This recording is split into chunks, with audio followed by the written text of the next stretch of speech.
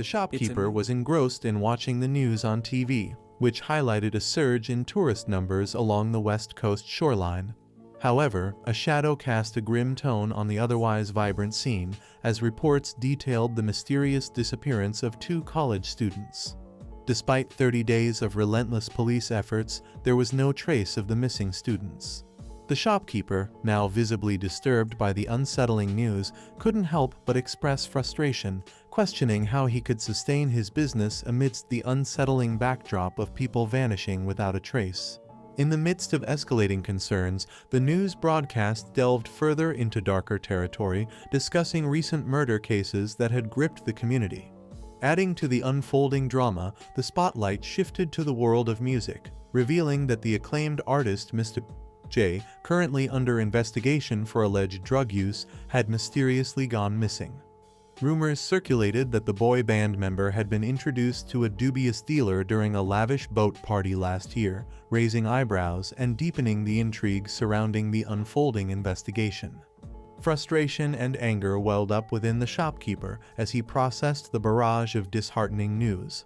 Venting his exasperation, he exclaimed, "If I didn't know any better, I'd think they were handing out awards for being junkie singers. I swear, watching the damn news these days just makes your blood boil." His discontent echoed the sentiment of many grappling with the unsettling state of affairs in the country.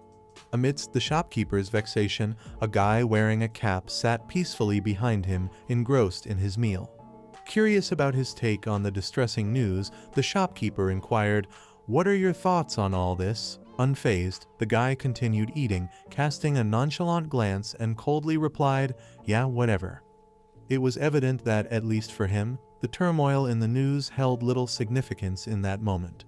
As the guy finished his meal, he casually dropped money on the table, expressing gratitude to the shopkeeper for the food.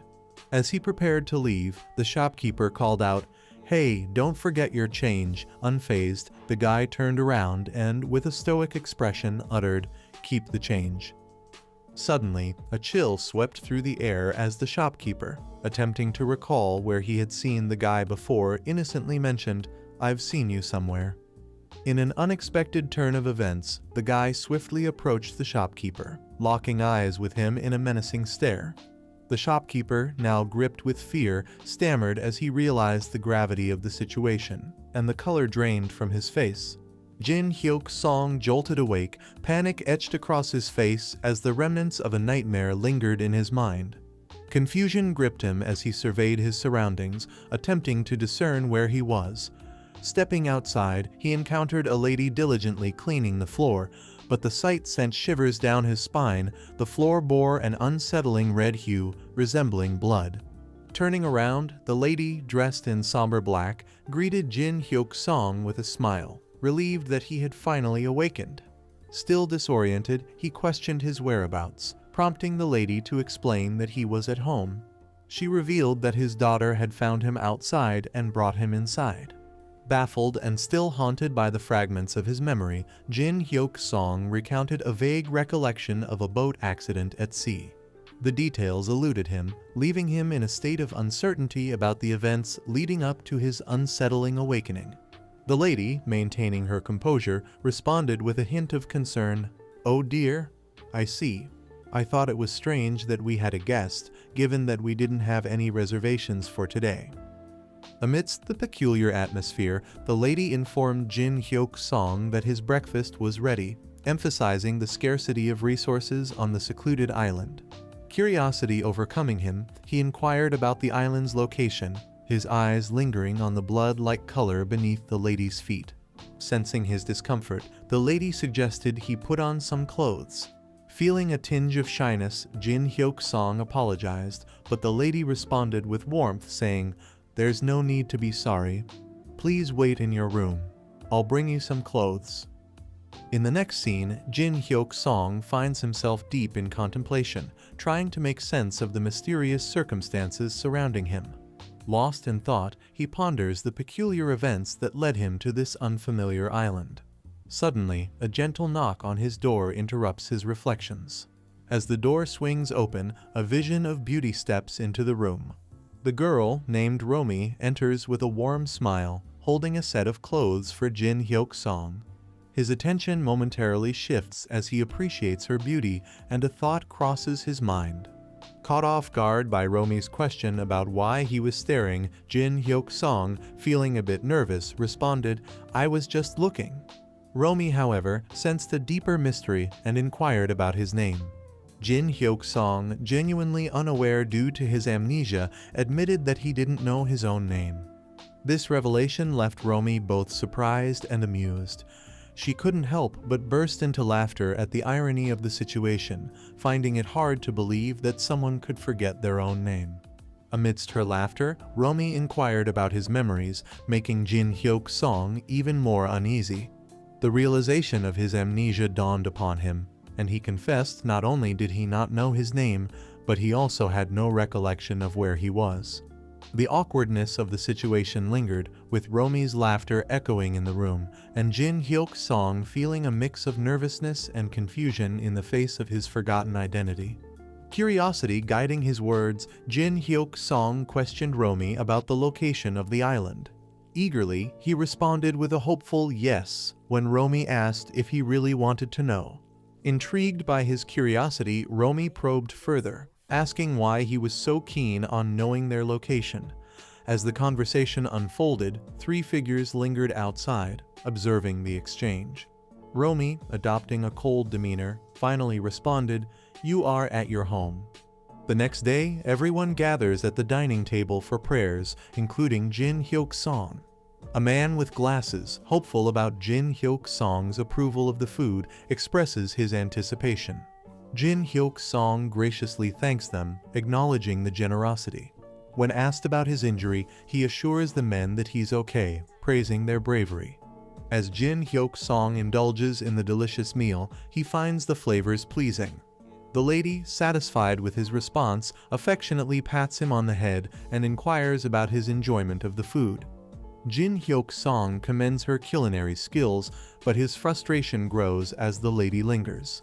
He becomes increasingly nervous, wondering why she is still there and what more she might want to hear. Jin Hyuk-song proceeds to express his appreciation for each dish, starting with the steak, which he commends for being perfectly cooked. He notes the excellent combination of flavors with the sauce, emphasizing that he usually doesn't enjoy steak at restaurants, but the one prepared by the lady is exceptional. The lady smiles, and her husband proudly mentions her culinary skills.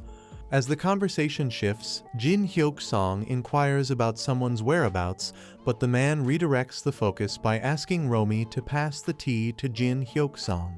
Romi handed the tea cup to Jin Hyuk-song, but to his surprise, the tea's color resembles the substance he noticed on the floor earlier red. Romi explains that the tea is made from cornelian cherries. However, the little girl, named Yumi, starts laughing and remarks that it reminds her of human blood, sending a shiver down Jin Hyuk-song's spine. Romi instructs Yumi to be quiet, but Yumi responds by calling her a derogatory term, further infuriating Romi. Their father intervenes, urging both girls to be silent. He directs Yumi to apologize to Romi, stating that she is not a whore, and also asks Romi to apologize to Yumi. However, Romi hesitates as Yumi initiated the conflict. The father gives them both a stern look, leaving Romi and Jin Hyuk-song astonished. Romi eventually apologizes to her sister. Meanwhile, a guy named Minu checks the time on a clock and leaves. Concerned, Jin Hyuk-song inquires about his destination. The guy's mother responds, stating that he's going to work. Jin Hyuk-song asks the lady about the type of work Minu does, and she responds that he is a pig caretaker. She mentions that the steak they are eating is also from a pig, and Yumi, the little girl, slaughtered it herself. This revelation shocks Jin Hyuk-song, realizing that the young kid slaughtered a pig. The next morning, Jin Hyuk-song is washing dishes when the lady comes in, telling him that he doesn't need to do that. However, Jin Hyuk-song insists on helping to give her some time to rest. The lady is pleased and leaves the area. Suddenly, Jin Hyuk-song gazes at the knife and feels a moment of unease. Night falls, and Jin Hyuk-song finds himself lost in thought in his room. He reflects on the strange nature of the people around him and contemplates his current location. Memories resurface, particularly a dream he had about news at the shopkeeper's place. In the present, he retrieves a knife hidden under his pillow, explaining that it's the only way he can sleep peacefully. There's a knock on the door and someone seeks permission to enter. It's the lady, and she questions why he's awake at such a late hour. Jin Hyuk-song responds that he's about to sleep. The lady places her hands on his shoulders with an ominous expression and asks if he took the kitchen knife as it's missing. Jin Hyuk-song is taken aback, wondering how she could have known it was him. Despite his surprise, he denies any involvement. The lady reassures him, saying it's okay and that she knows he's not responsible. She speculates that Yumi might have taken the knife again, expressing frustration as she leaves the room. Apologizing to Jin Hyuk-song, she adds that all payments are on hold until his memory fully returns before exiting. Jin Hyuk-song is now feeling uneasy in this peculiar household. He notices the door lock has been completely removed, leaving him unable to secure his room. As night falls, Jin Hyuk-song attempts to sleep but finds it difficult. He reflects on the strange environment and questions how he's supposed to rest in such a place. Unable to find comfort in his bed, he moves to the window, contemplating how he can recover his memories to uncover his identity and location.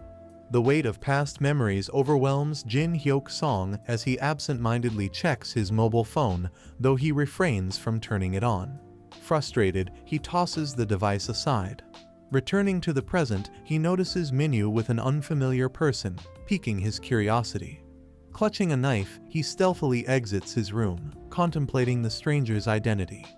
The absence of the person at the dinner table adds to Jin Hyuk-song's suspicions. As Jin Hyuk-song attempts to leave the house, he overhears individuals discussing his supposed involvement with the missing knife, prompting them to search for it the following day. Ignoring the chatter, Jin Hyuk-song departs. Meanwhile, Minyu converses with the unidentified person about plans for the morning before Minyu departs. The individual, unaware of Jin Hyuk-song's presence, curses Minyu as he leaves, labeling him a bastard. Seizing the opportunity, Jin Hyuk-song calls out to the person, causing them to startle in fear and hastily proclaim innocence, citing an impending work obligation. Taehyui Jin introduces himself, and when Jin Hyuk-song inquires about whether he resides in the same place, Taehyui Jin responds with an air of mystery, suggesting that Jin Hyuk-song may know him. Jin Hyuk-song, grappling with memory loss, expresses his lack of recollection regarding their previous encounters. Asking Taehyui about their location, Jin Hyuk-song is met with reluctance and a stern warning not to delve into such inquiries. Taehyui then recounts a night from the past where Jin Hyuk-song was pursued by someone in a mask. He describes Jin Hyuk-song seeking refuge in a house, only to be struck in the head with a shovel by the masked individual. Taehyui cryptically advises Jin Hyuk-song to prove his worth to those around them, leaving him bewildered. We transition to the next scene where the lady approaches Jin Hyuk-song holding a flickering lantern. With each step, she calls out to him, inquiring if he is asleep. Jin Hyuk-song, gripped by fear, remains motionless in his bed. Peering through the broken lock, the lady observes Jin Hyuk-song lying there and comments on how he manages to sleep under such circumstances before departing. Jin Hyuk-song, now perturbed, questions the seemingly endless night, tossing and turning in bed in an attempt to find sleep. To his surprise, hours slip by unnoticed. Gazing at the moon through the window, he ponders once more, questioning why the moon persists in the sky. The waves of past memories hit Jin Hyuk-song as he recalls a moment from his childhood, sitting alone on a swing, engrossed in his mobile phone when suddenly he loses his balance and falls. The morning arrives and Jin Hyuk-song is seated at the breakfast table. The man with glasses inquires about his night, noting that he looks tired. The lady chimes in, mentioning that he seems to have trouble sleeping in new places. Jin Hyuk-song dismisses their concern, saying there's no need to worry. The man persists, asking about Jin Hyuk-song's memories, but he responds that he hasn't regained them. Yumi playfully annoys her sister Romi, and the lady suggests that Jin Hyuk-song should rest more, clarifying that she's not a doctor but still offering the advice. Jin Hyuk-song expresses gratitude to everyone. Jin Hyuk-song is taken aback by the meal, which is entirely different from the one served the previous night. The lady inquires if he enjoyed the previous night's meal, and Jin Hyuk-song, surprised, asks if she prepared all of this herself. The entire family gives him an unsettling look, momentarily unsettling him. The man asks Jin Hyuk-song about a problem, to which he replies that he doesn't have a problem and was just asking. As everyone begins to pray, the lady interrupts, telling the man that if he has something to say, he can talk about it tomorrow. The man reaches for his shoes, only to find them dirty. Jin Hyuk-song isn't surprised because he took the man's shoes last night. The man becomes concerned, wondering if someone else used his shoes. Romi suggests that maybe Minyu took his shoes, as no one else would use them. Yumi taunts her brother, saying that he's in trouble. The dad asks Minyu about the shoes, emphasizing that he doesn't like lies. He gets closer to Minyu and questions him about the shoes. However, Jin Hyuk-song intervenes, shouting to stop the questioning. He confesses that it was him who used the shoes, explaining that he walked outside because he was bored. The entire family now looks at Jin Hyuk-song, who apologizes. The man asks if their house bored him, suggesting they need to entertain him, his eyes wide with suspicion. We transition to the next scene, where the man takes Jin Hyuk-song hunting. A shot rings out and a pigeon falls. The man explains that the others fled due to the noise. Reloading his gun, he aims at a pigeon, noting that the clueless ones are the stragglers. He takes the shot, and the pigeon drops into the water. Handing his gun to Jin Hyuk-song, he encourages him to give it a try. Jin Hyuk-song hesitates, admitting that he's never used a gun before. The man inquires if he's scared, but Jin Hyuk-song responds that he doesn't understand the purpose of killing them when they're not planning to eat them. The man responded coldly, "Because you are bored." He then turned around, pointing his finger towards a bird, instructing Jin Hyuk-song to shoot that one. However, Jin Hyuk-song, instead of aiming at the bird, points the gun towards the man. Intrigued, the man asks for the reason behind pointing the gun at him. Jin Hyuk-song calmly replies, "Because I don't know why you're not answering my questions." The man, puzzled, inquires about the question, to which Jin Hyuk-song asks about their location, the disheveled man treated like a slave, and what the man is doing on this seemingly random island. The man snatches the gun, asserting that the island has no name. The person Jin Hyuk-song referred to as a slave is a valued employee, and Jin Hyuk-song is their guest. Curious about the man's intentions, Jin Hyuk-song inquires further. The man begins calculating the expenses, stating that a room costs $150 per night, meals are $11 each, and hunting is $30 per session. He questions Jin Hyuk-song's ability to pay and criticizes him for pointing a gun at his host. Taking matters into his own hands, the man grabs the weapon from Jin Hyuk-song and aims it back at him. A moment of fear sets in for Jin Hyuk-song, but the weapon fails to fire. The man casually explains that double-barrel shotguns don't need to be reloaded after every 2 shots. The man questions Jin Hyuk-song, asking if he believed he would offer a free hunting session. He scolds Jin Hyuk-song for not realizing the gun was empty and warns him against doing anything dangerous, shooting him an evil gaze. Jin Hyuk-song responds with a smile, acknowledging the man's point. As time passes, Jin Hyuk-song sits by the sea, contemplating the identity and motives of these people. The memories of his past weigh heavily on his mind, causing a headache. He notices a post nearby and approaches it. To his surprise, the end of the post is sharp like a pencil, a stark contrast from what he remembers in his past. He examines the post and questions whether it has always been like this. Jin Hyuk-song opened the post box and discovers a puzzle page inside. Curious, he wonders about its significance. Behind the puzzle page, the number 5 is written, leaving Jin Hyuk-song puzzled. He swiftly hides the page as Romi approaches him, inquiring about his day with her dad. Jin Hyuk-song simply comments, "Your dad is quite intriguing." Romy smiles at his remark and invites him for a walk to chat further. Jin Hyuk-song questions Romy about her father's statement that the island has no name, to which she confirms. Jin Hyuk-song then asks if they are still in Korea.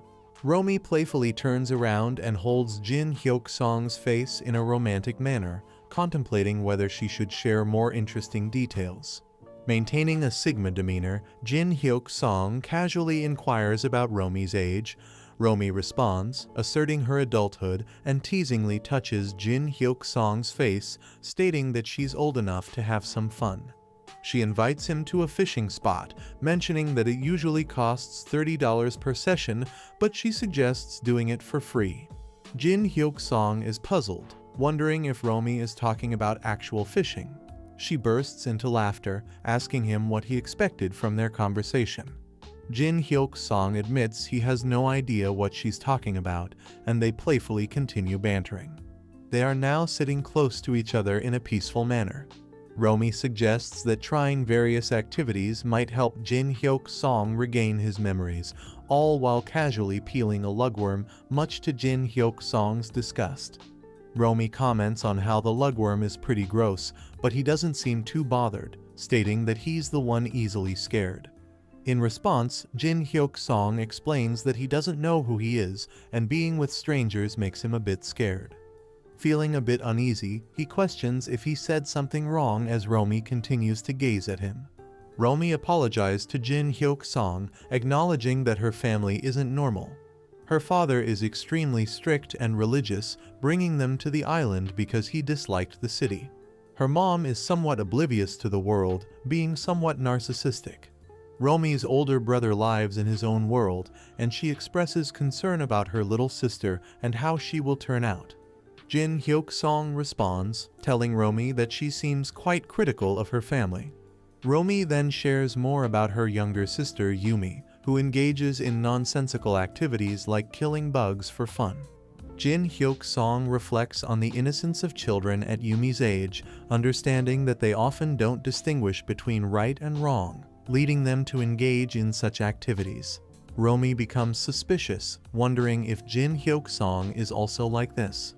After a moment of contemplation, he responds that he doesn't remember. Romy expresses her surprise, mentioning that she hasn't met someone with amnesia before. She apologizes for her actions and assures him of her willingness to help. Jin Hyuk-song ponders their past interactions, considering if there was a misunderstanding between them. Suddenly, a fish is caught on the rod, and Romy tells Jin Hyuk-song to grab his rod. He shouts at Romy, questioning why she didn't instruct him on how to fish. Romy attempts to take the rod from him, but she slips and falls onto Jin Hyuk-song's chest. Concerned for Romy's well-being, Jin Hyuk-song asks about her health and suggests being more careful next time.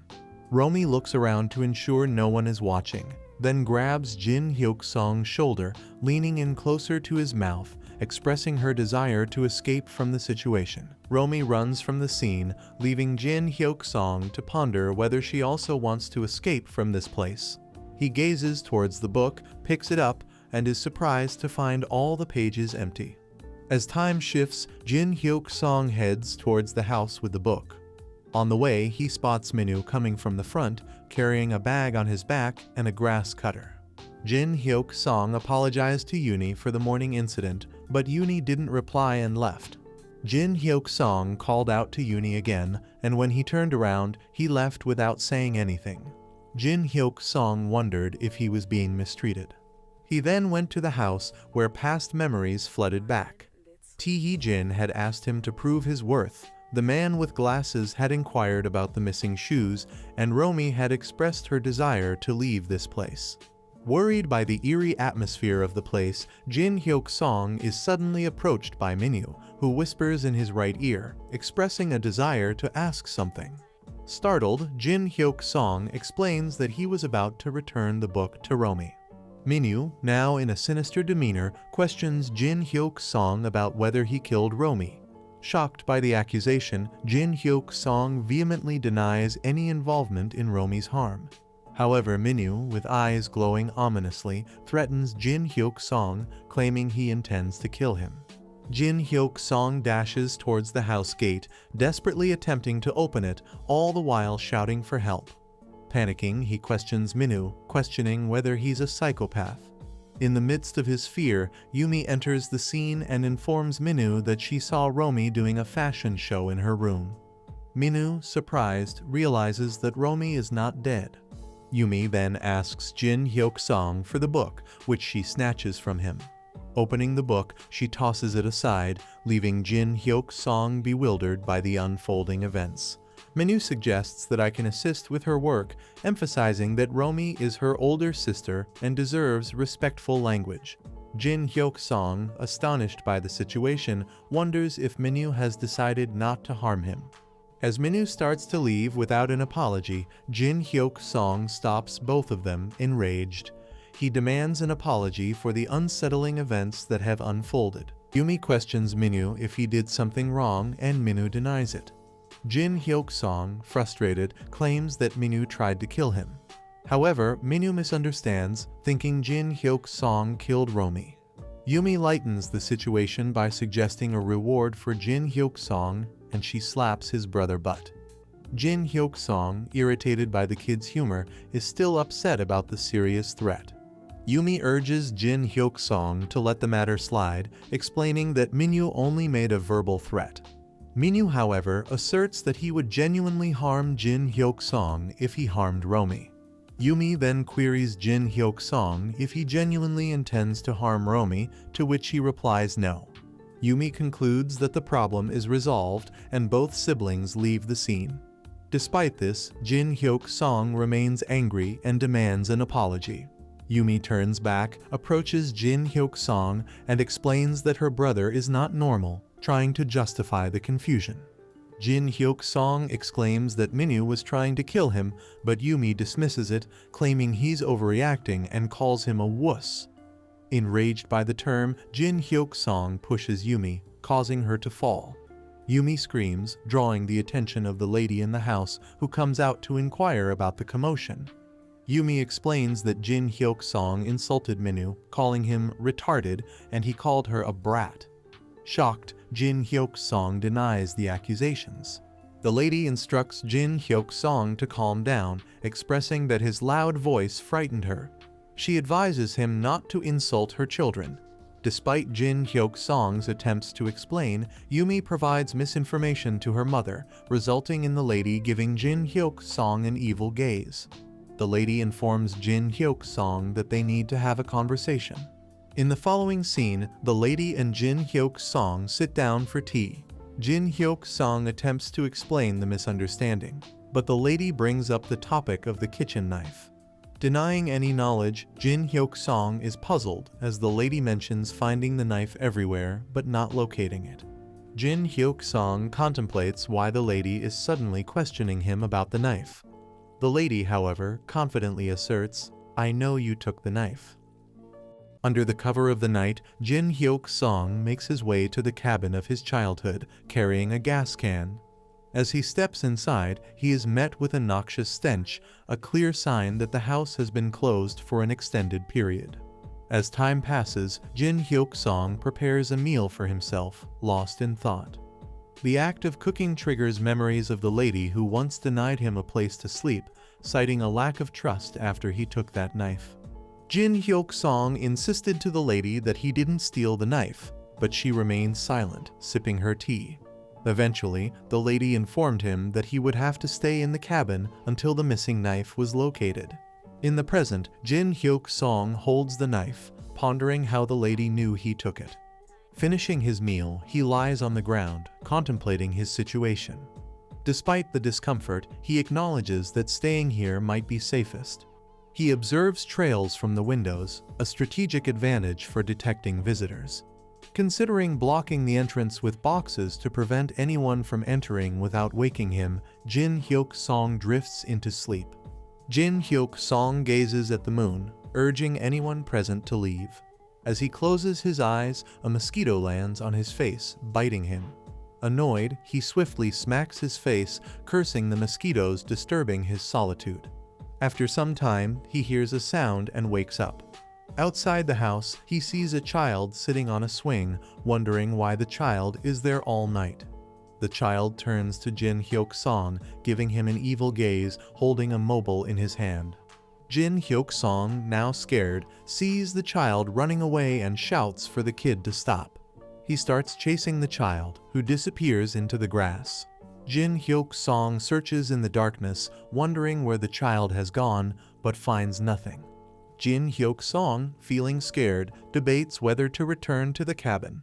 Suddenly, he hears a noise, possibly a child. He calls out, but there's no response. The noise persists, this time from the left. When he turns to investigate, there's still no one in sight. Despite his apprehension, Jin Hyuk-song cautiously moves towards the source of the mysterious sound. Jin Hyuk-song is abruptly startled as he witnesses a man with a pig face stand in front of him, accompanied by two identical individuals with matching expressions looming in the background. The shocking sight leaves Jin Hyuk-song in a state of bewilderment. Jin Hyuk-song abruptly awakens in his bed, greeted by the soft light filtering through the door. Realizing that it was just a dream, he takes a moment to collect himself in the quiet of the morning. In the morning, Jin Hyuk-song heads outside to the swing, where the kid is sitting. He shares his unsettling dream, expressing how eerily real it felt. As he continues his day, he searches for his mobile phone, hoping to ground himself in reality. Tae-jin intercepts, cautioning Jin Hyuk-song about not venturing to the bad side and how it complicates his life. Tae-jin mentions coming to fix the doorless cabin, and Jin Hyuk-song expresses gratitude. When asked about his employment, Tae-jin cryptically responds, "Maybe if that's what they told you, then I guess I am an employee." Jin Hyuk-song inquires if Tae-jin is against the others, to which Tae-jin cryptically responds, "Can't you tell?" Later, Tae-jin successfully installs the door, dismissing Jin Hyuk-song's thanks. Jin Hyuk-song asks Tae-jin if he has a plan to leave this place, making Tae-jin nervous. Jin Hyuk-song speculates that since the family runs a boarding house and takes reservations, they likely have a phone or internet connection. He is confident they also have a boat. Tae-jin tells Jin Hyuk-song that he can only wish him the best of luck and leaves. However, Jin Hyuk-song confronts Tae-jin, expressing his awareness that Tae-jin also wants to leave. He reminds Tae-jin of his earlier statement that these people aren't normal and suggests that they should help each other. Jin Hyuk-song emphasizes that he lost his phone and feels helpless, urging Tae-jin that they should collaborate and help each other. However, Tae-jin remains silent, prompting Jin Hyuk-song to question why he is so quiet and why he hasn't asked for help. Shouting, Jin Hyuk-song states that if this place truly operates as a boarding house, guests will surely come, and that will be their opportunity to seek assistance. Tae-jin finally breaks his silence and reveals that guests have indeed come, and they arrived a while back. Jin Hyuk-song is shocked and questions the truth of this statement. However, Tae-jin, with blood on his hands, points his finger at Jin Hyuk-song, stating that for now he is the guest. This revelation leaves Jin Hyuk-song both scared and shocked. Tae-jin informs Jin Hyuk-song that he's going for a lunch break. However, when Jin Hyuk-song grabs his hand, he notices needle holes on Tae-jin's elbow, leaving him shocked and bewildered. Tae-jin frees his hand and confronts Jin Hyuk-song, asking him with an evil face, "Did you see it, motherfucker?" Now, both stand in silence, gazing at each other. Jin Hyuk-song, now angered, questions Tae-jin, asking if he believes he is an easy target. He further inquires about the needle marks, seizing Tae-jin by his shirt. He demands Tae if he is a drug addict, angrily labeling him a son of a bitch. Some time passes, and Tae-jin, now frightened, apologizes to Jin Hyuk-song. They are seen sitting together, where Jin Hyuk-song questions him about the incident when Minu knocked him out, asking if it was a joke. Jin Hyuk-song further inquires about the things he said earlier, particularly if the idea that the guest is inside him was also a joke. Tae-jin, with an innocent face, tells Jin Hyuk-song that he was fooling around. However, this statement angers Jin Hyuk-song, and he slaps Tae-hee-jin, warning him not to do it again. Tae-hee-jin apologizes and assures Jin Hyuk-song that he won't do anything like that again. Jin Hyuk-song then questions Tae-hee about running a lodging business, to which Tae-hee asks if he believes people's words so easily. Jin, angered by the situation, is now in a state of discomfort. Tae-hee, assuming a comforting position, explains that in their predicament, guests seldom arrive and the people here are problematic. He expresses his inability to get along with them. Jin, still upset, questions Tae-hee about how he can escape this place, emphasizing that he is not a slave and questioning why he is sticking around. Tae-hee, now nervous, faces Jin's inquiry about the recent needle marks on his hands. Jin points out that the marks seem recent, and Tae-hee is visibly shocked. Jin presses him for an answer, but Tae-hee cryptically mentions if Jin really didn't recognize him. Confused and nervous, Jin questions Tae-hee about how he could possibly know him since they are meeting for the first time. But Tae-hee explains that he's gained weight now and is no longer as recognizable despite being super famous. Jin is nervous about what Tae-hee is talking about, and suddenly Tae-hee stands up and tries to push Jin but ends up doing some dance moves. He jokingly calls himself a celebrity and a singer, referencing his days as a formal national star. Jin is now contemplating the situation, wondering if this is the same singer Jae he heard about in the shopkeeper's store and on the news. He tells Tae-hee that he heard about him at a seafood place in the news, leaving Tae-hee questioning what the kid is talking about. Jin grabs Tae-hee's hand, affirming that he knows him as the singer Tae-hee, the idol who struggled with addiction. Tae-hee is shocked by Jin's revelation, but Jin explains that news reporters mentioned him going missing. Tae-hee is relieved, thinking that Jin is regaining his memory, but Jin, holding his head, shares that memories are slowly coming back, and he believes they will return in full soon. Tae-hee awkwardly asks Jin if he forgives him for his prank. Suddenly, a voice comes from Tae-hee's walkie-talkie, inquiring about his whereabouts. Tae-hee responds, saying he will check the public restroom and guest room B windows. After ending the call, Tae-hee mentions that he hasn't done that for a while. Jin is curious about what's happening, and Tae-hee explains that guests have arrived. To Jin's surprise, a beautiful couple is being welcomed by the lady and her husband. This revelation leaves Jin in shock. Jin now stands behind the tree, observing the couples as the lady and her husband escort them to their house. Jin becomes curious, realizing that if guests have arrived, it means they also have a ship. He hurriedly moves. He mentions that he doesn't want to stay at this place for a second because it's creepy. Seeing footprints, he wonders if he should follow them to find the boat. While rushing, Romi's words come to his mind. She also wants to leave. He thinks he shouldn't be worried about her. As he runs, to his surprise, Romi is standing in front of him. Romi questions Jin about where he is going, asking if he is leaving. Jin replies that he is going to the boat. Romi suggests going together, but Jin doesn't reply.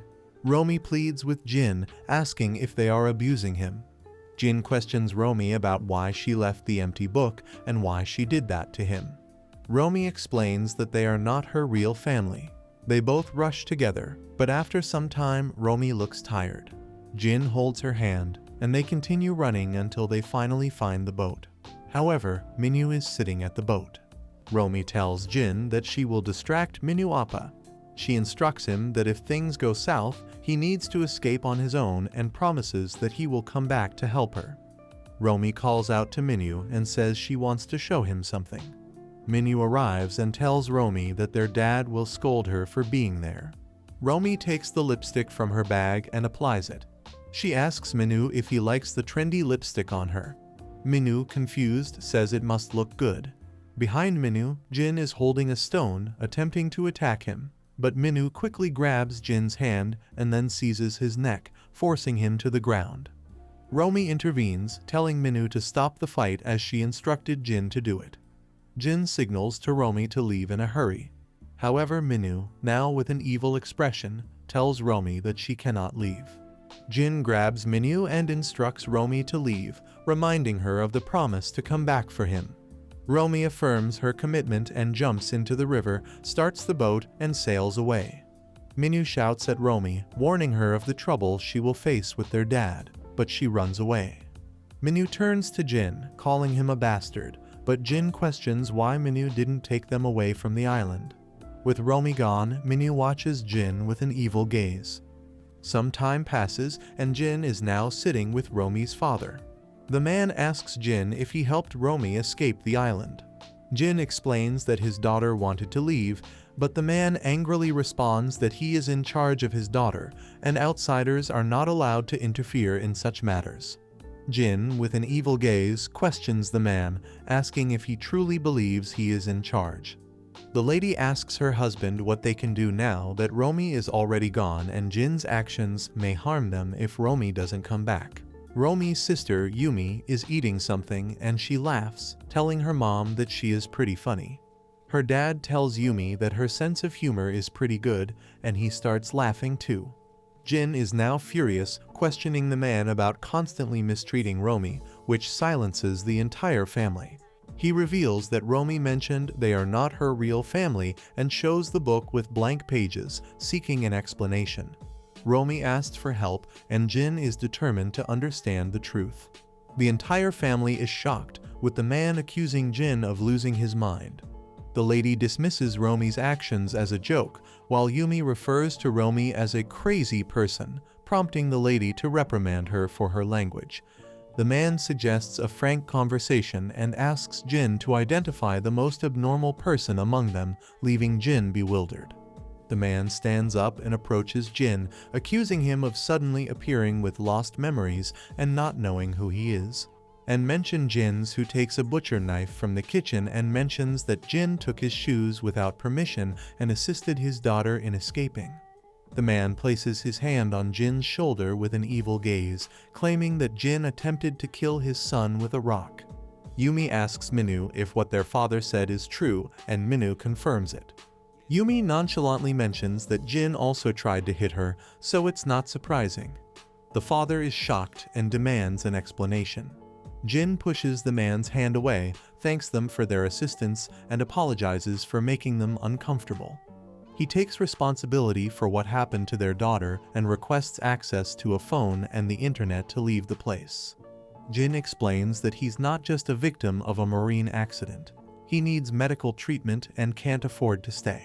He emphasizes that he's not normal and needs to leave quickly.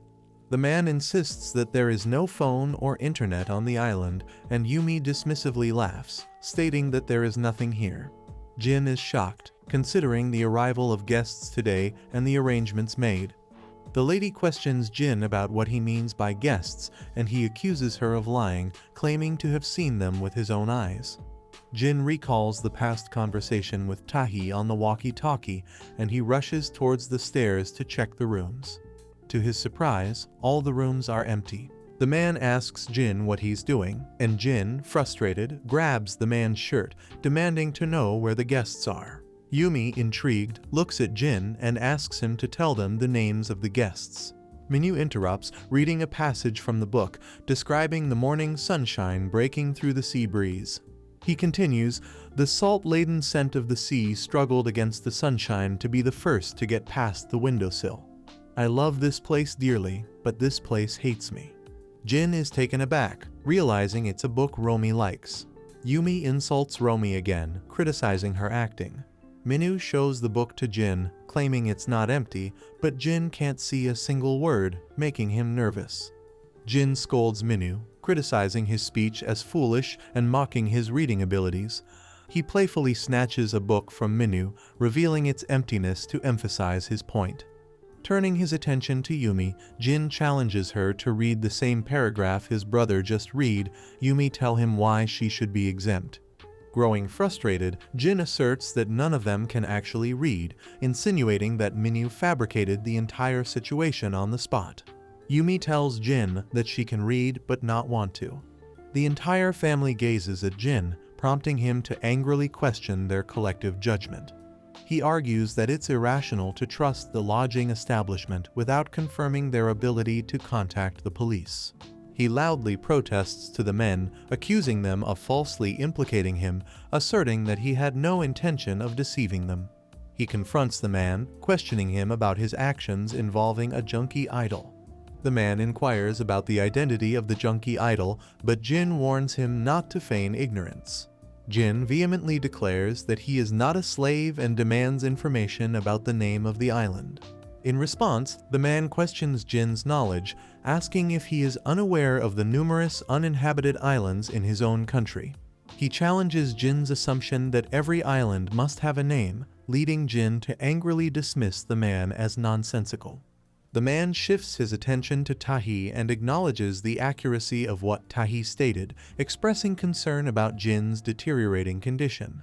Jin observes Tahi holding a gun, and the man approaches Tahi, discreetly placing something in his pocket while instructing him to keep Jin restrained.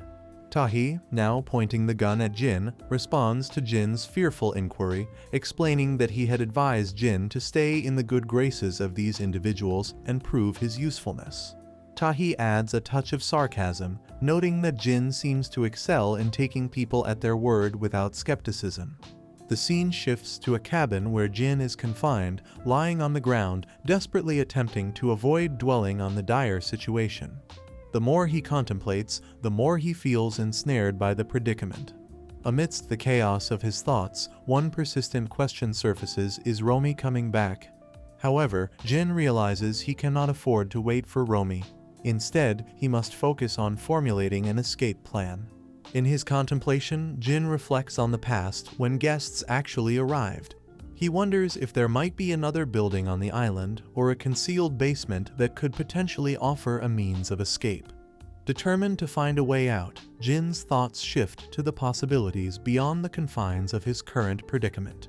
Jin rises to his feet, driven by a sense of urgency to find a solution. Desperate to meet the guests he believes are in danger, he begins searching the room. Determined, he uses a rod to break open the door, realizing the gravity of the situation. Addressing the rod, he metaphorically speaks of combining strengths to escape before it's too late. In the midst of his efforts, a dart catches his eye, prompting him to pick it up. To his surprise, upon rotating the dart, he discovers a puzzle page attached to it. Curious, he unzips the page from the dart, only to find the cryptic word 9 written behind it, leaving him baffled and questioning the significance of this discovery. Amidst his confusion, a sudden noise interrupts his thoughts. Checking the window, Jin is startled to see the same boy sitting on a swing outside. Doubt creeps in as he wonders, is this a dream? The surreal nature of the situation adds an eerie layer to Jin's already perplexing circumstances. Calling out to the kid, Jin urgently explains his predicament, requesting a phone to contact someone. He sweetens the deal, offering snacks or even a console or computer in return. However, the kid abruptly runs away, leaving Jin frustrated and determined not to lose this potential ally. In an impulsive move, Jin smashes the window, leaps out, and attempts to grab the swing's handle. Failing to hold on, he plummets but manages to clutch onto the swing chain, lowering himself to the ground. Collecting himself, Jin takes a deep breath, emphasizing the pressing need for a phone. His focus has shifted from making a call to a more fundamental quest rediscovering his own identity. As Jin departs, the camera lingers on a handprint left on the swing, a tangible mark of his desperate attempt to break free and unravel the mysteries that shroud his existence. Jin chases after the child, arriving at the same grassy area he saw in his dream. Searching the surroundings, he hears a voice and locates the child. Jin requests the return of his phone, stating that the child's behavior is similar to others. The child informs Jin that he can't return the phone because he never took it. Jin is shocked to see the phone in the child's hand, realizing it belongs to him. Suddenly, a voice is heard behind Jin, and he turns to see large pig shapes with black eyes staring at him. Jin is shocked as the pigs approach him. He closes his eyes, and the pigs smell him before disappearing. Now nervous, Jin wonders if he is going crazy. Some time passes, and Jin returns to his cabin. He unlocks the door, enters, and notices a rod. Using the rod that he had used breaks the window. To his surprise, there's a piece of paper tucked in one corner of the rod. Jin takes the paper and discovers it's another puzzle. As he rotates the paper, he finds the number 3 written on it. Jin is now furious, laughing loudly as he contemplates if this prank has gone too far. He shouts out, demanding to know who is behind this elaborate joke. His past memories come flooding back, recalling moments like when he questioned Tahi about the needles on his hand and when Romi's father instructed Tahi to bring Jin to quarantine. In the present, Jin wonders if he's under the influence of drugs or if these people are mixing something in the food. He gazes at the numbers 5, 9, 3, contemplating if they hold any significance. Additionally, he scrutinizes the mosaic, pondering if it conceals some hidden reality. Despite his prolonged examination, Jin struggles to decipher the secrets behind the mosaic. As night falls, Jin continues searching through a box, emphasizing that he can handle things and needs to focus on escaping. In the process, he discovers a pair of binoculars. Curious, he peers through them, observing their house from a distance. He contemplates the options between the knife and the rod, weighing their respective dangers. After careful consideration, he decides that the knife is too perilous, opting instead for the rod. He takes the rod and exits the cabin, leaving the knife behind. Jin discreetly observes the members of the house from behind a tree. He notices the man wielding a gun, prompting Jin to mutter under his breath, calling him a crazy bastard. Yumi, on the other hand, is engrossed in an unsettling activity, decapitating a bug. Jin finds this behavior disturbing and wonders about her sanity. Yumi suddenly glances in Jin's direction, causing a momentary panic, but she looks away without seeming to notice him. Jin breathes a sigh of relief, feeling a bit more composed. Jin observes Minhu emerging from the house, holding something in his hands. Jin, labeling Minhu as a crazy bastard, wonders if he is up to his antics again. Jin notices that Minhu is carrying a bag of meat, leading him to speculate about the possibility of a barbecue party. He muses about whether they are neglecting to feed the pigs. Jin smiles, confident that he knows Minhu's destination. Some time passes, and Jin follows Minhu, speculating that Minhu must be heading towards the guests. He observes Minhu going into the house, contemplating whether this could be guest room B, which doesn't seem luxurious enough. Jin patiently waits for Minhu to come out. As time goes by, Jin grows tired of waiting. When he sees Minhu finally leaving the house, Jin seizes the opportunity to enter. However, he is perplexed as to why all the lights are off inside. Calling out to see if anyone is present, Jin ventures further into the house. He hears a desperate voice calling for help and is startled. To his surprise, he notices a telephone nearby that is continuously ringing.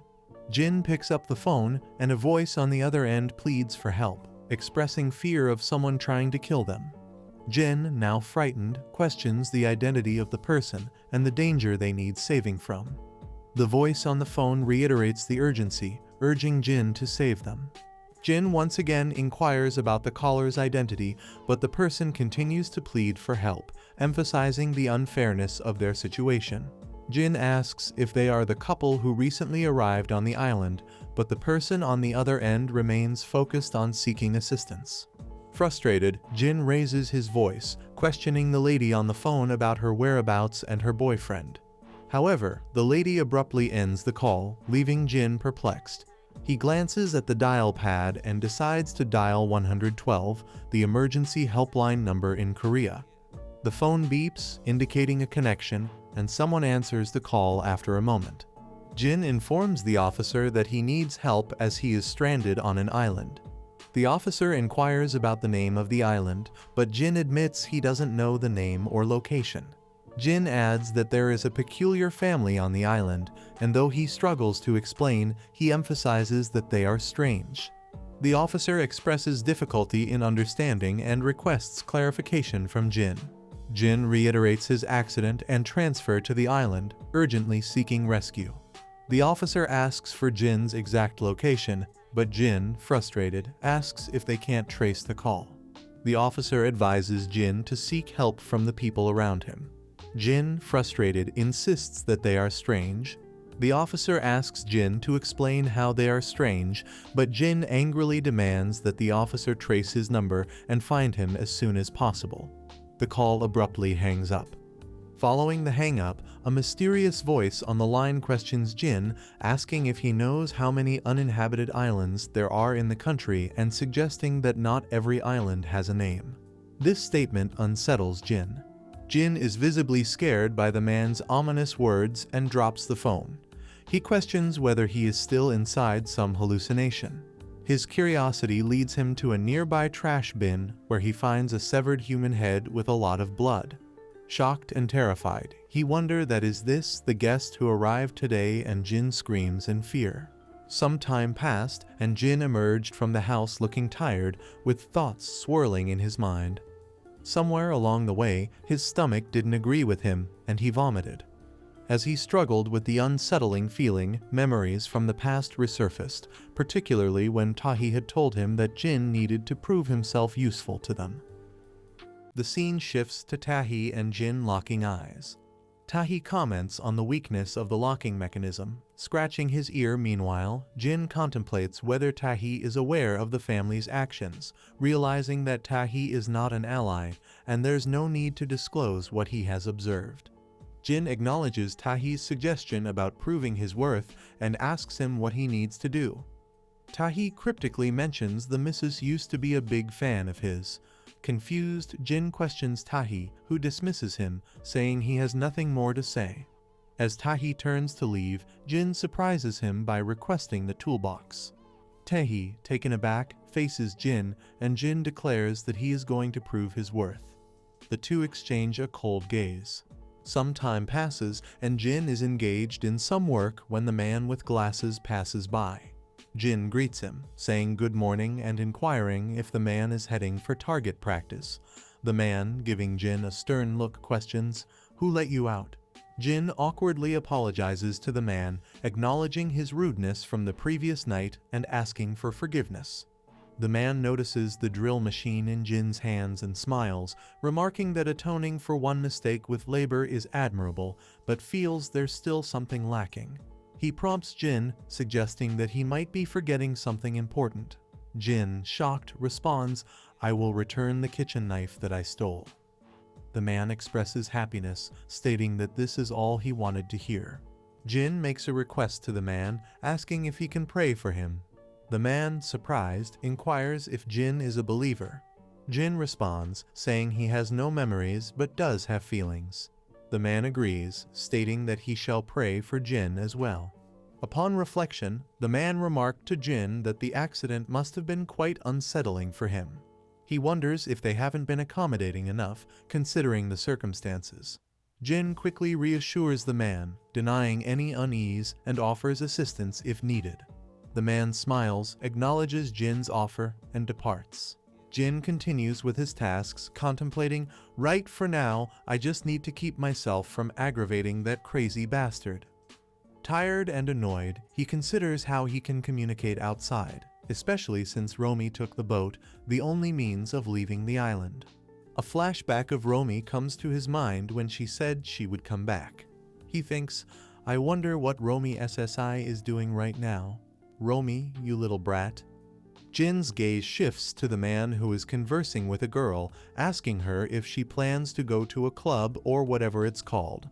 We see a girl with black glasses and bags in her hands. The man tells the girl, "How many times do I have to tell you not to be influenced by worldly ways? If you don't correct your behavior, you will surely fall into hellfire." However, the girl doesn't reply and leaves. The man also mentions, "You'll get a sermon later this evening." With a cold gaze, he tells her to prepare herself and then leaves. Jin looks at the girl and she gestures towards him, saying, "Oh, and thanks to you, I got to have such a refreshing trip." She then leaves. Jin realizes what's happening, and a flashback of the woman's words comes to his mind when she mentioned that his actions have put them in harm's way. In addition, if Romy never comes back, the whole family starts laughing. In the present, Jin understands why the family is laughing. Jin shouts at the girl, calling her Romy. She turns around and Jin asks, "What happened to you?" Your reason for wanting to leave this island. He shouts at her, "You just go to the club." Romy, shocked by Jin's behavior, takes off her glasses and explains that she went shopping. She gives a gift to Jin, who takes it but looks puzzled. Romy left, but she told Jin not to yell at her again, which left Jin shocked.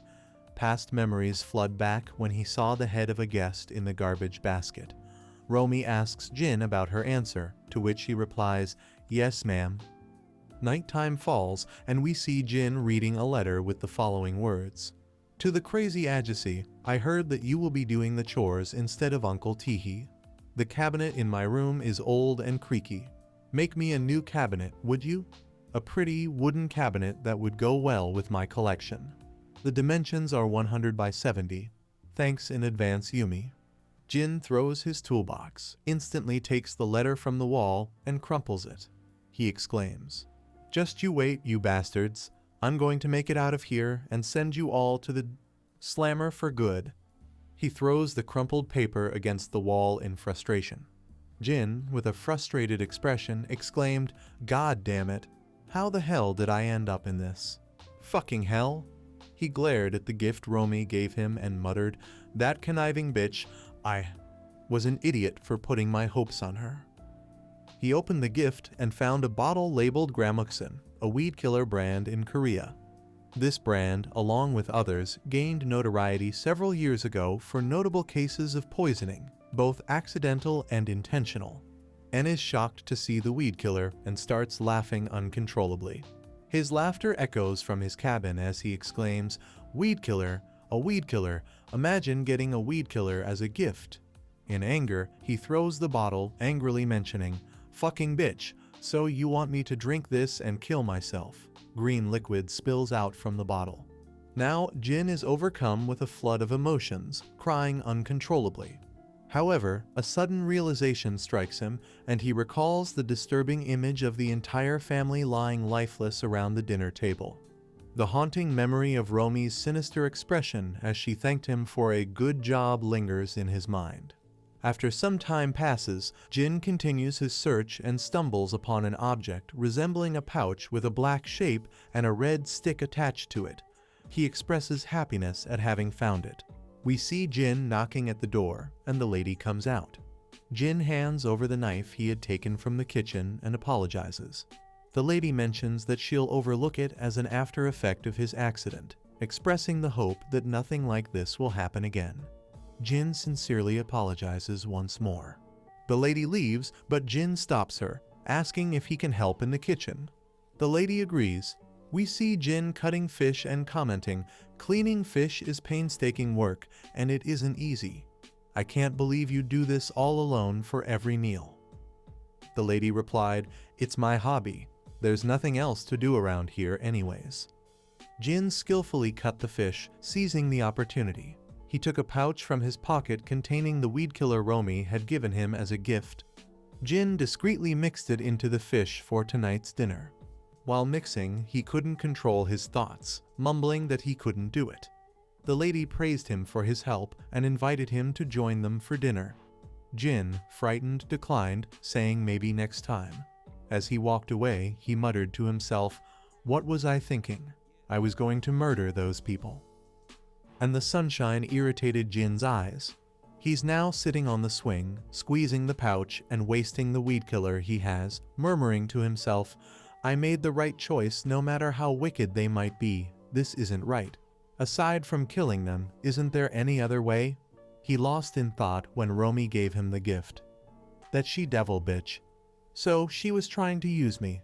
So everyone is having dinner, is that it? Some time passes, and Jin examines the house with his binoculars. He sees that no one is in the room. They are all at the dinner table. Jin seizes the opportunity and enters the man's room through the window. His gaze shifts to a cross and a gun, and he remarks, "This is the best combo."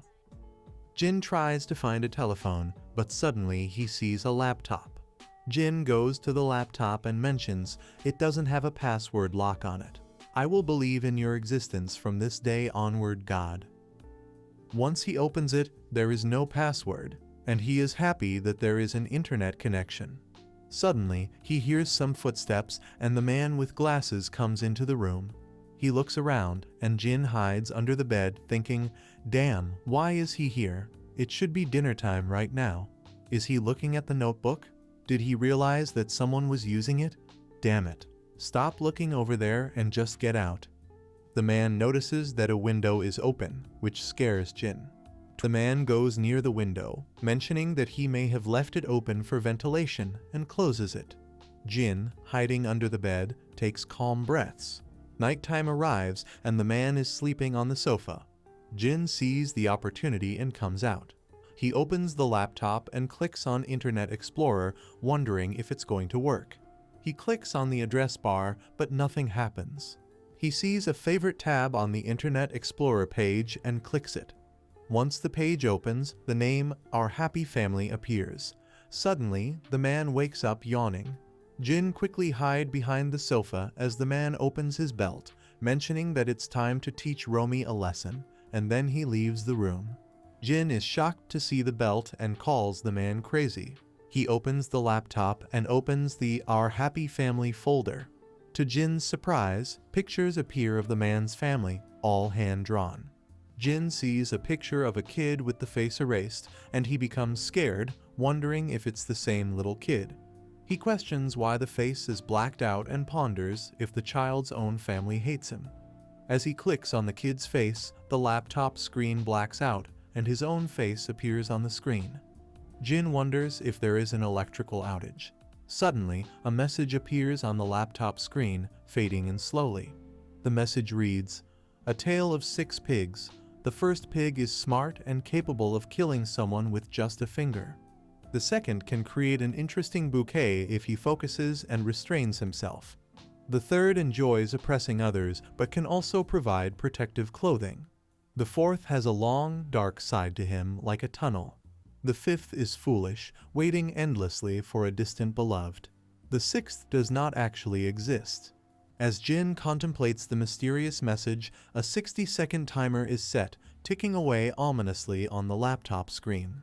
Jin is left in suspense, wondering about the meaning of the enigmatic tale of 6 pigs and the impending countdown.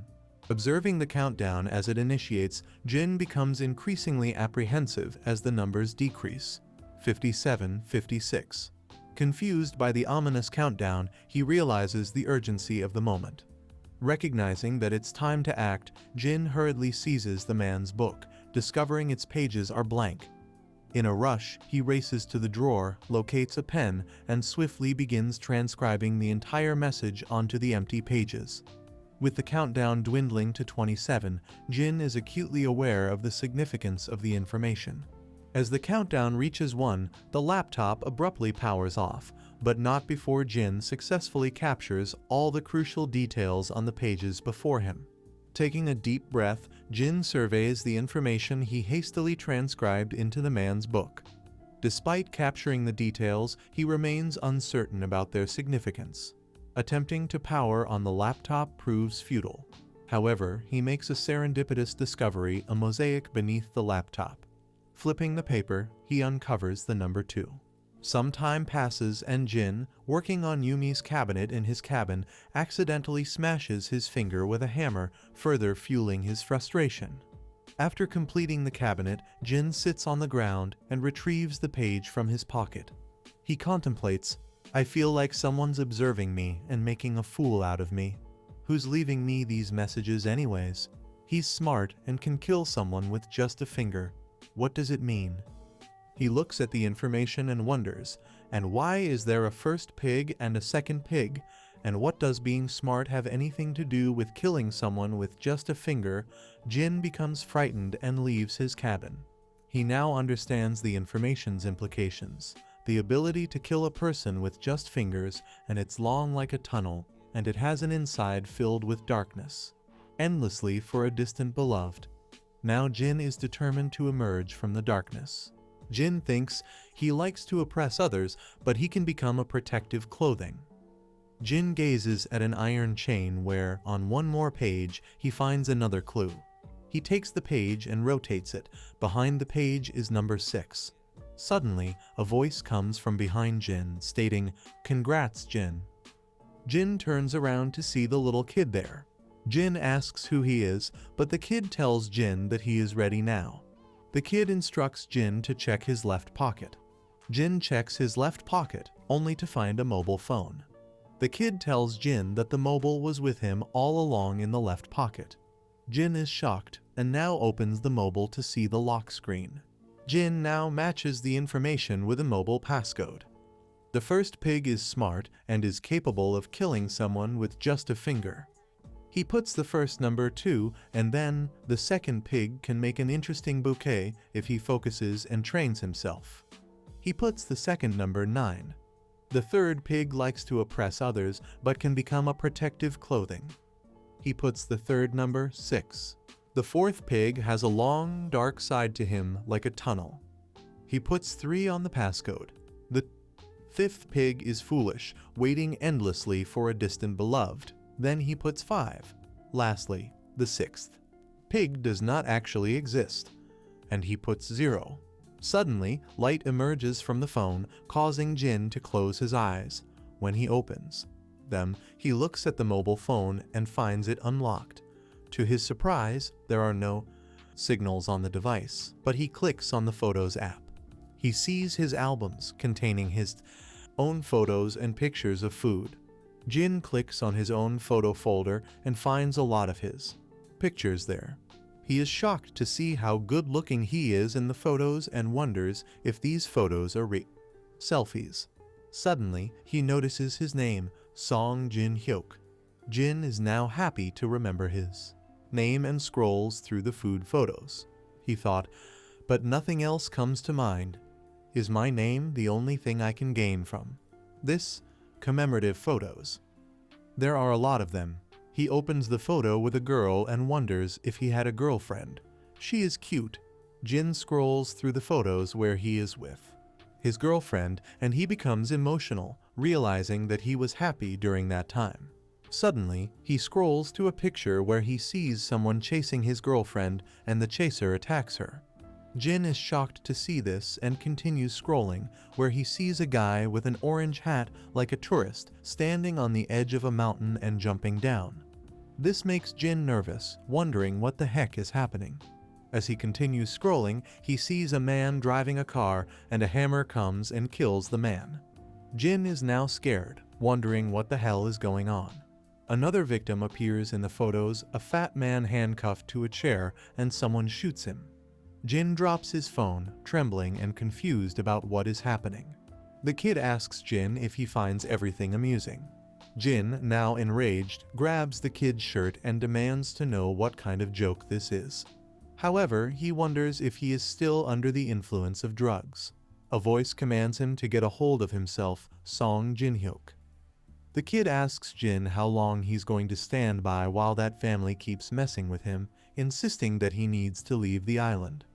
Jin smiles with an evil face and declares that he will show them, proving who is the real boss of the island. Kid disappears from in front of Jin, and we are taken back to Jin's past where he is at a shop. The shopkeeper notices a change in Jin's appearance, but Jin dismisses it. The shopkeeper stops and stares at Jin, feeling a sense of familiarity. Both Jin and the shopkeeper look awkwardly at each other. On the wall, there is a poster depicting Jin as a murder suspect with a bounty of $5,000 on his head. The shopkeeper claimed that Jin is the second son of Captain Han of the FV Seabreeze, the one who took a leave of absence from school and went to study abroad 5 years ago. However, Jin vehemently denied his claim, insisting he was not who he said he was. The shopkeeper scratched his head, pondering if he was making a mistake. Jin, who had confessed to being a newcomer, triggered a sense of familiarity in the shopkeeper, prompting him to lean in for a closer look. However, Jin's swift action of retrieving a sharp cutter from his pocket sent shivers down the shopkeeper's spine, prompting his apology and a nervous pat on Jin's back. As Jin exited the shop, a nagging feeling persisted in the shopkeeper's mind. He was certain he had encountered this individual before, and his gaze instinctively landed on a nearby poster, sparking a flicker of recognition. Shock surged through the shopkeeper. He lunged for the phone, his fingers fumbling to dial the police. A voice startled him. "Who are you calling?" Jin stood behind him, his presence chilling the air. The shopkeeper stammered, "I need to call someone." Jin calmly walked to the door and closed it with a click that echoed in the tense silence. The shopkeeper, his fear intensifying, squeaked, "Why did you do that? Why are you here? Do you want your change?" The phone crackled to life, a voice answering, "This is the police station. How may I help you?" It was Ellen on the other line. Jin, his eyes gleaming with a strange intensity, uttered a single word, "Good." His voice was devoid of warmth, sending shivers down the shopkeeper's spine. Moments later, Jin emerged from the shop. His clothes and hands were stained, not with blood as the shopkeeper's panicked mind might have conjured, but with a deep, ominous red. He discarded his jacket with a flick of his wrist, tossing it into a nearby bin before disappearing into the shadows. As time stretched on, Jin found himself perched on a desolate beach. He murmured to himself, a hint of a smirk playing on his lips, "Looks like I'll make it to the boat after all." Night cloaked the world in darkness. Soon, a boat materialized, its outline stark against the Inkai waters. Huddled within were figures, many bearing the marks of hostages. Some slumbered, others clutched at their anxieties, their faces etched with worry. Jin surveyed the scene, his gaze lingering on each captive. He then tilted his head upwards, a flicker of curiosity crossing his features, as if questioning the source of a sound. He wondered why it's so loud up there. As the massive wave crashed into their boat, drowning them all, the scene transitions to the present where Jin ponders the man's words. There are lots of uninhabited islands in Korea, and on one such island, unknown to anybody. Standing next to the beach, Jin reflects on the peculiar family running their business. The man who unexpectedly entered their lives, a serial killer himself, Jin realizes that aside from these individuals, nobody knows of his true identity. As a mixture of tears and a smile crosses his face, the awareness that he is a serial killer remains a secret, except to those individuals, including the man with glasses standing behind Jin, holding a shotgun. The man inquires if something good happened, and Jin turns around to see him. Jin asks if the man is here for bird hunting because seagulls might show up early in the day. The man replies that they will show up one by one. Jin mentions, "So its early bird gets the bullet." The man gives an evil gaze to Jin, who awkwardly laughs. Some time passes, and the man shoots the seagulls one by one. Jin asks the man, "I guess the sounds of gunshots don't reach the mainland from here. This island must be pretty far offshore." The man doesn't reply to his question, which Jin likes. The man then asks Jin if he likes it, to which Jin responds, "Didn't you say it before? That there are lots of uninhabited islands in Korea, and that hardly anyone pays attention to every single island that is out there. That's why I like it." The man takes another shot and mentions, "We all want to hide sometimes," as he reloads his gun. He adds, "Sometimes we want to go off somewhere without any notice." He hands the gun to Jin and says, "Would you like to shoot for a bit? It'll serve as a diversion." Jin and the man fix their gazes at each other. Jin takes the gun and mentions, "But this makes it more complicated for me." The man responds, "Please, no silly joking around like last time." Jin checks the bullet and aims carefully. The man instructs Jin about the double-barreled shotgun's design, explaining that pulling both triggers fires both barrels, but it's recommended for beginners like Jin to shoot one barrel at a time due to the strong recoil. The man advises Jin to consider the seagull's path before shooting and to stay focused. Jin, maintaining focus, takes aim at a seagull and pulls the trigger. Unfortunately, he misses the shot, leaving both the man and Jin a bit nervous. The man reassures Jin, saying that it's normal for beginners to struggle at first, and he informs Jin that he has one shot left. Jin, with an evil laugh, acknowledges that he knows he has one shot left. He then questions the man about whether he prayed for him. The man responds affirmatively, stating that he prayed for Jin's memories to be restored. Curious, the man asks Jin if he has indeed recovered some of his memories. Jin reveals to the man that the prayer worked, as he now remembers his name, Song Jinhyuk. The man is surprised to hear Jin's name. Jin then questions the authenticity of the man's prayer, mentioning that last night he went off to hit Romy.